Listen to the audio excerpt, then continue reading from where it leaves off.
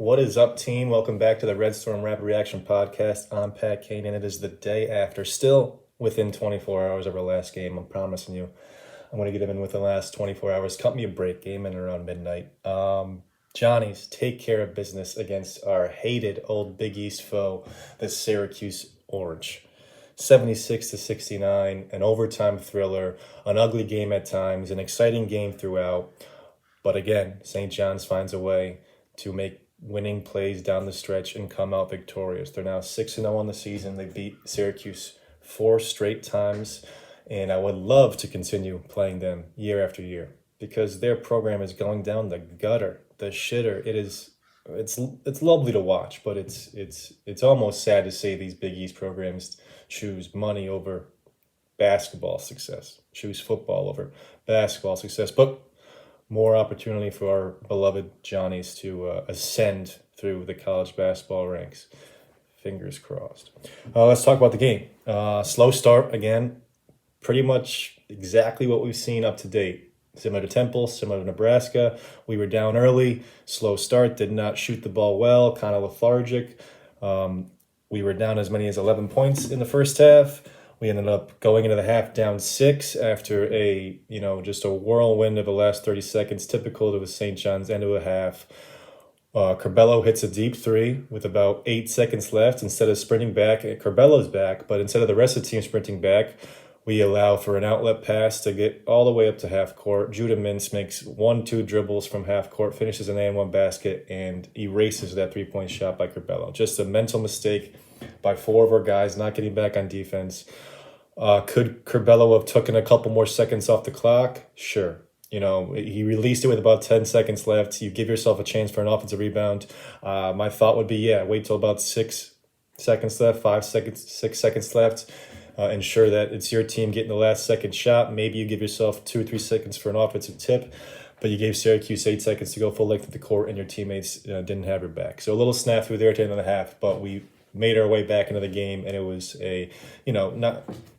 Syracuse had a little bit of an edge, and they had a momentum going into the half, but we still were right there. We were pretty happy to see with how poorly we might have played to only be down 6 points. Could have been much worse.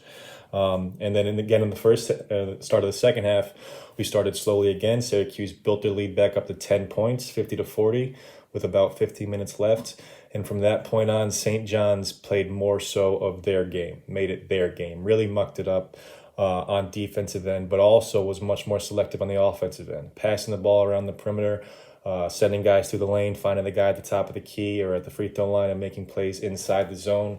And we were able to consistently score baskets.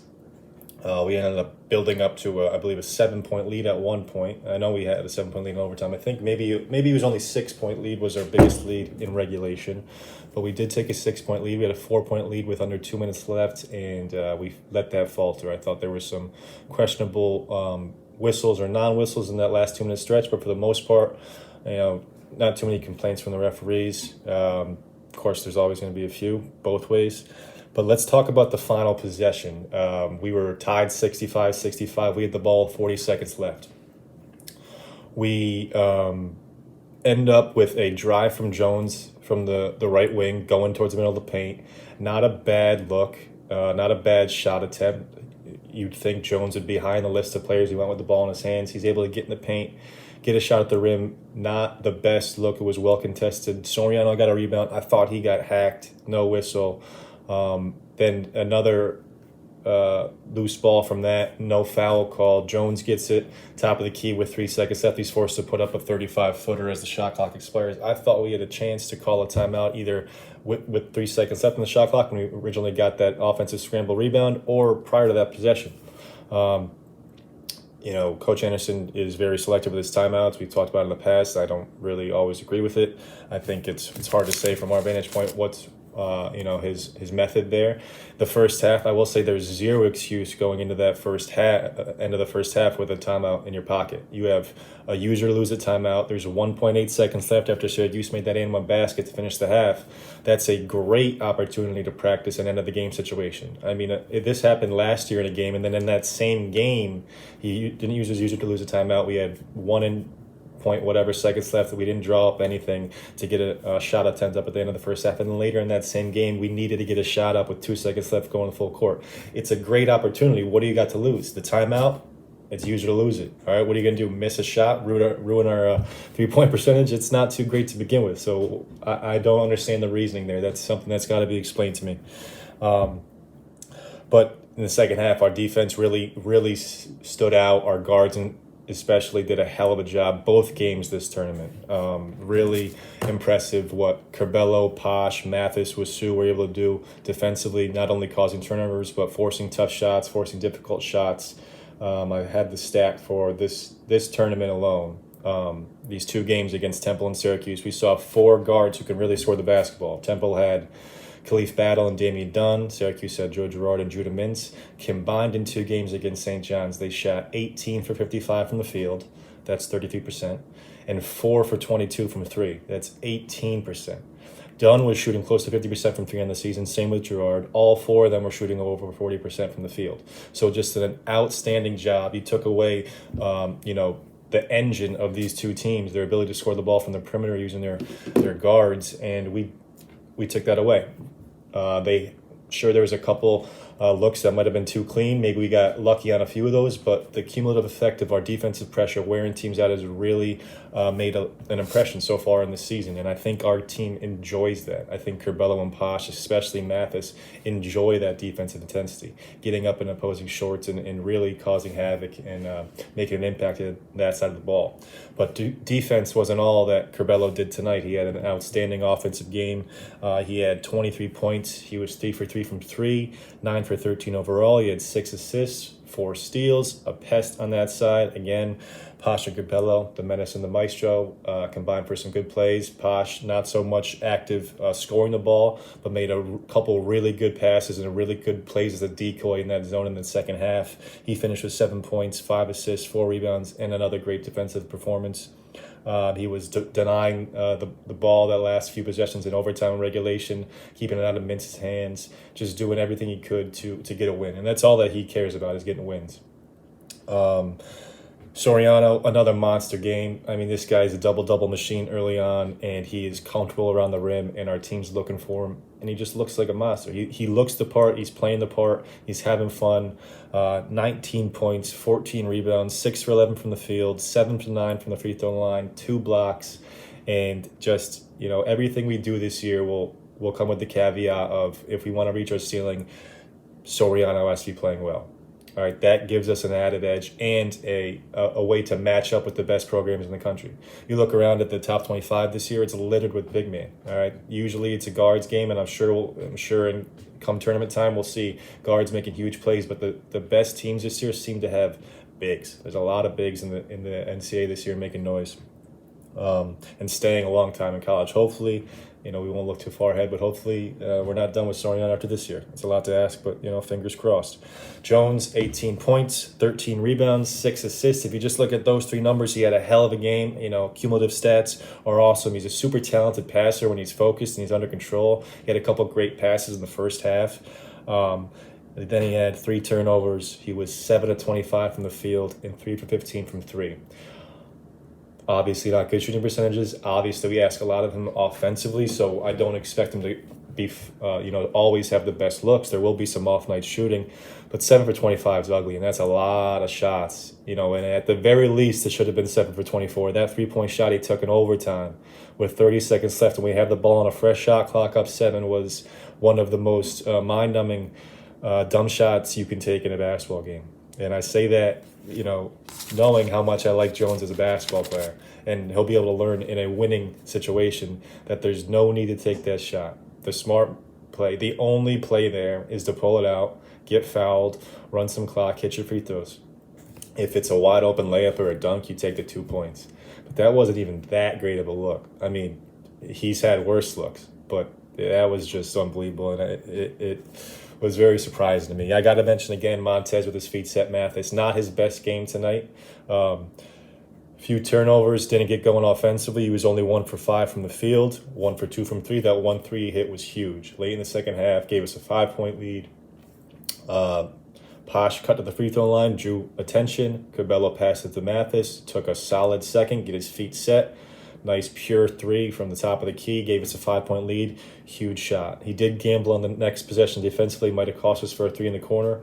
But defense is not usually what we have to worry about with Mathis. That 1 for 5, yeah, it's his worst shooting night of the year. But I think last year that might have been 1 for 8, 2 for 10. He would have kept shooting, kept forcing it. So that's growth right there, and good to see.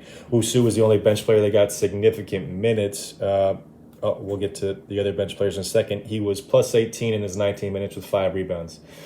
Nothing he did offensively stood out as good. He did have a bad turnover. He did airball a shot. He did miss again at the rim. I thought he got fouled. He is struggling mentally around the rim. It's obvious. He's stressing. He's pressing. Okay, as a freshman, he shot over 50% at the rim. So I think there is some, capable skills there. I think defense have kind of figured him out. They're forcing him to be a passer there. They're forcing him to be a finisher on his drives where he wants to be a passer. He gets in there, and they're still able to contest him, and he's not able to finish right now. And it is ugly, and I feel for him. And I think that's affecting the rest of his offensive game. Because, they're human out there. They hear these things. They see the tweets. They see the talk about how he's struggling around the rim and how, what's coach doing with Usu. Well, I'll tell you why he's getting the minutes over Store. And I want Store to get minutes too. I don't think it's got to be a this or that type situation. But last night, Usu, the plus or minus, stands out. 5 rebounds in 18 minutes. That's 3 more than Store's got on the season. He's got 26 rebounds on the season to Store's 2. He doesn't turn it over as much as Store's turning it over right now. He's not scoring as much as Store, so you got the point on the scoring, and I get that. But coach is looking for defense and rebounding and someone he can trust out there, and he knows we can get from Dylan. All right, his turnovers are way down from last year. All right, he's not turning it over. He had 1 last night in 20 minutes. That's about what you expect from a college guard in 20 minutes of action. So I would love to see him get going offensively. I'd love to see Store get minutes too. I don't think it's got to be this or that. Like I said, the starters, these 2 minutes was something we really haven't seen under Coach Anderson, getting this majority of minutes. Huge chunks. No one other than Wusu had double-digit minutes off the bench last night. I will say Stanley, again, similar to the Temple game, huge second half stretch. He was 2 for 2 last night with 2 buckets. Always hustling, always active. Did miss a box out, but that 4-point stretch came at a point when we were down in the game, having to make a comeback, and it's not always easy. You send someone on the bench, and you don't exactly think scoring points will come easier.